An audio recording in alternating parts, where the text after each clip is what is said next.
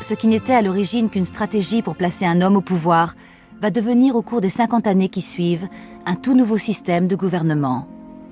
Personne ne le sait alors, mais ce qui vient d'être inventé, c'est la première démocratie directe. Au temps de Clisthène, le concept n'existait même pas.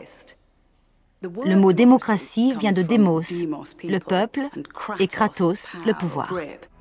Très vite, le concept s'enracine dans la vie politique. Il suffit de 2 générations pour que le mot démocratie soit connu de tous et pour que la cité la vénère comme une déesse.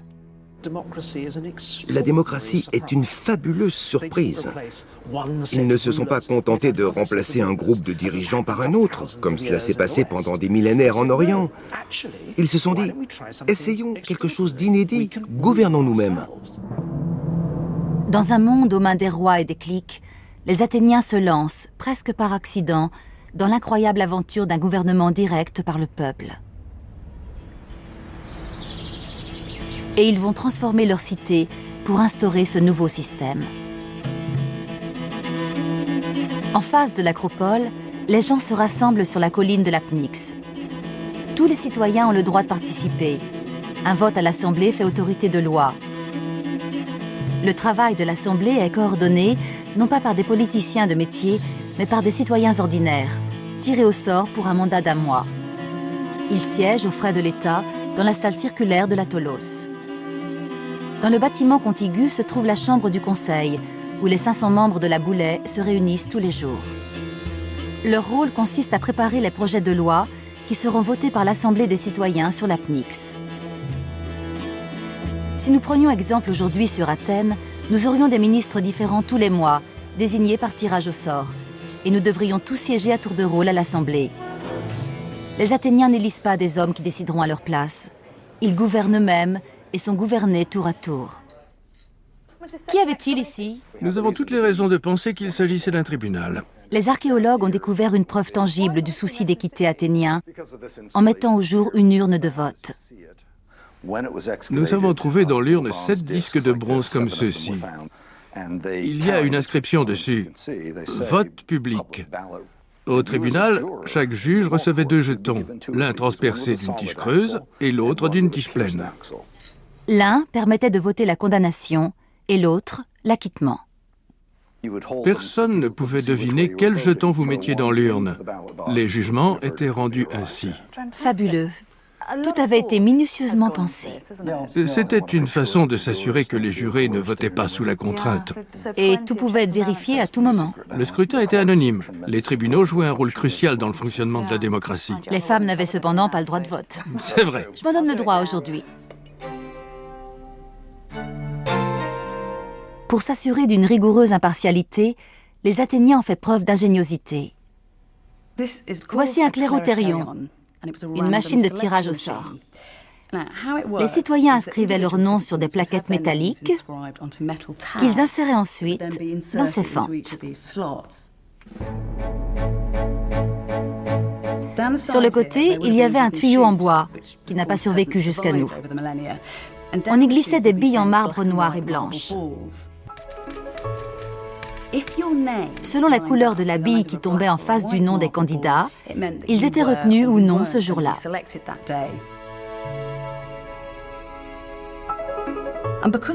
Comme ce procédé était répété tous les jours pour une conduite démocratique des affaires publiques, il était impossible de soudoyer les jurés ou de tricher pour être systématiquement sélectionnés.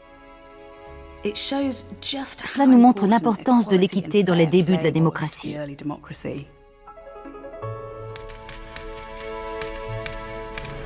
En théorie, vous pouviez être un des magistrats qui proposait une loi, puis siéger à l'Assemblée pour voter cette loi, et enfin, 4 mois plus tard, faire partie du jury chargé de son interprétation ou de sa révocation. Vous étiez amené à occuper tous les postes de l'État. La démocratie opère un bouleversement radical dans la vie politique. Mais dans un monde où le gouvernement par le plus grand nombre est confiné dans l'enceinte d'une cité parmi des milliers, sa pérennité est loin d'être assurée. La démocratie n'aurait peut-être pas survécu si la fortune n'avait pas souri à Athènes.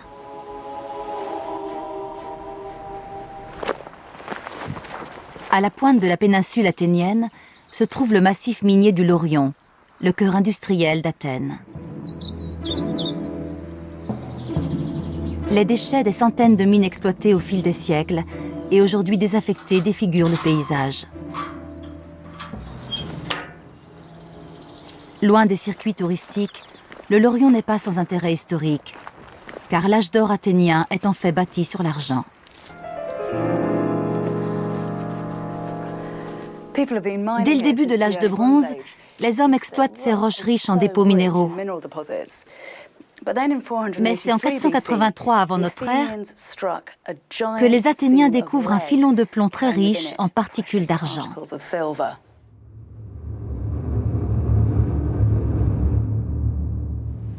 Du jour au lendemain, Athènes devient outrageusement riche.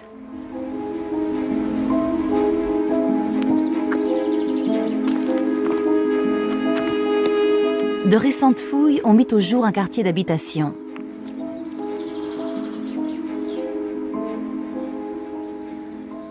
Ils devaient être un peu les uns sur les autres. Mais c'était comme ça un peu partout à l'époque. Ce qui fait que cet endroit est unique, c'est ça. Cette construction a été identifiée par les archéologues comme étant les vestiges d'une tour de garde. Les maisons voisines ne sont pas occupées par des citoyens, mais par des esclaves. Et les Athéniens surveillent leurs esclaves 24 heures sur 24. Ils ont de bonnes raisons de rester sur leur garde. Un habitant sur 3 à Athènes est un esclave. Les Athéniens peuvent se permettre d'être de fervents démocrates parce qu'ils ont des esclaves pour faire leur sale boulot.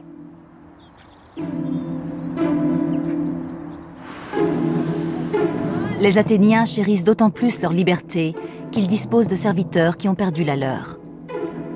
Dans la Grèce antique, la liberté était soumise à conditions, pas comme dans notre société contemporaine.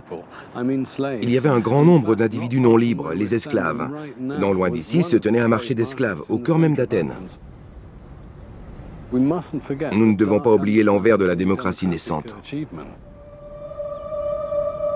La plupart des esclaves, hommes et femmes, sont nés libres, mais ont été contraints au travail manuel en devenant des prisonniers de guerre. Ils ont alors été achetés, puis vendus, séparés de leur famille et stérilisés pour qu'ils ne puissent pas se reproduire. Il n'y a pas que les esclaves. En fait, 9/10 de la population n'ont pas le droit de vote. Il faut avoir l'âge requis et il ne suffit pas d'être né à Athènes. Il faut que son père et sa mère le soient également. Quant au reste des Athéniens libres, la moitié était disqualifiée d'office. Les femmes sont non seulement considérées comme des êtres inférieurs, mais on les dit aussi démoniaques, possédées par des esprits. En tant que telles, elles doivent être placées sous la stricte autorité d'un homme. C'est à Athènes que l'on trouve les premières femmes au visage voilé. Les femmes ne devaient pas être vues. De nombreuses représentations suggèrent qu'elles étaient voilées. Elles se couvraient la tête avec un grand châle. Sue Blundell étudie le statut des femmes dans la société athénienne. Vous enveloppez votre bras, et si vous voulez vous couvrir le visage, il suffisait de faire ça. Oh, regardez! Exactement comme elle. Sophocle disait que le silence était la plus belle parure des femmes. Je me sens réduite au silence, en effet. Je déteste ça. Ça me rend claustrophobe. Le message que cela implique, c'est qu'une femme mariée est le bien de son époux. Oui. Il est la seule personne devant qui elle se dévoilera. Il n'y a pas qu'à Athènes. Presque toutes les sociétés jusqu'au XXe siècle ont été fondamentalement patriarcales. Mais cela ne voulait pas dire qu'ils n'imaginaient pas que cela puisse être autrement. Les choses pouvaient être différentes. Et comment le savons-nous? Parce que c'était sujet à plaisanterie. Aristophane a imaginé ce qui se passerait si les femmes prenaient le pouvoir. Il y a également eu des réflexions philosophiques à ce sujet. Ainsi, Platon a imaginé ce qui se passerait si la famille n'existait plus et si les femmes devenaient, à l'égal des hommes, gardiennes de la République. Rien de tout cela n'est arrivé. Seuls les hommes libres d'Athènes pouvaient participer à la démocratie en se réunissant sur la Pnyx. Ils venaient ici, à la pointe du jour, et s'asseyaient par terre, à même la roche, pour discuter de la conduite de leur vie.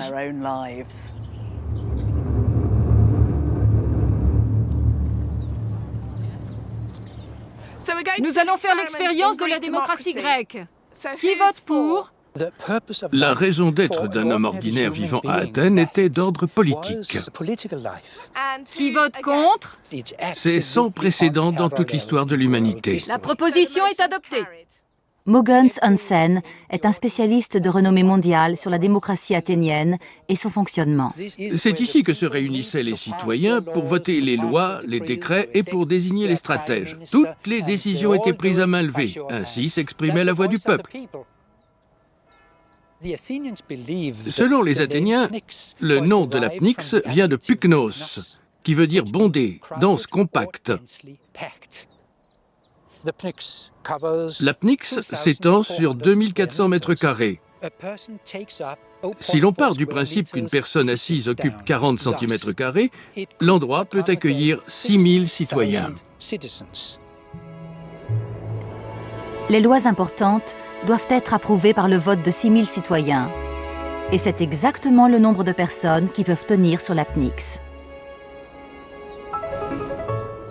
Mais il est impossible de compter 6000 mains.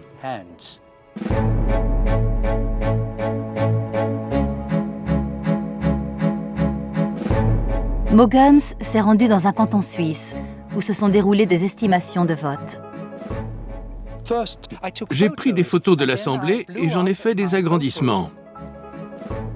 Puis, avec un feutre, j'ai pointé toutes les mains levées pour voir si c'était un moyen fiable de distinguer la majorité dans une grande assemblée. Alors, est-ce fiable? Ça l'est. Selon Aristote, c'est ainsi que cela se passait à Athènes.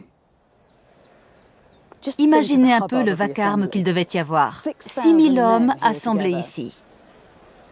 Le cordonnier à côté du noble, pour débattre de sujets qui affectaient directement leur quotidien.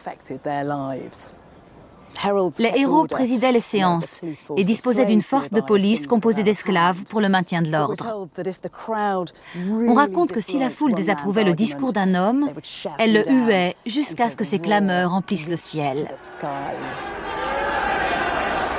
Les Athéniens prennent leur rôle de citoyens très au sérieux. Ils qualifient ceux qui ne participent pas à la politique d'idiotesse, mot qui a donné idiot. Ils avaient un mot, orateur, pour désigner les politiciens, les professionnels formés à la politique et habitués à s'adresser à un vaste public. On pouvait alors demander à un orateur d'en contredire un autre pour que les gens puissent faire un choix. C'était important d'avoir plusieurs voix.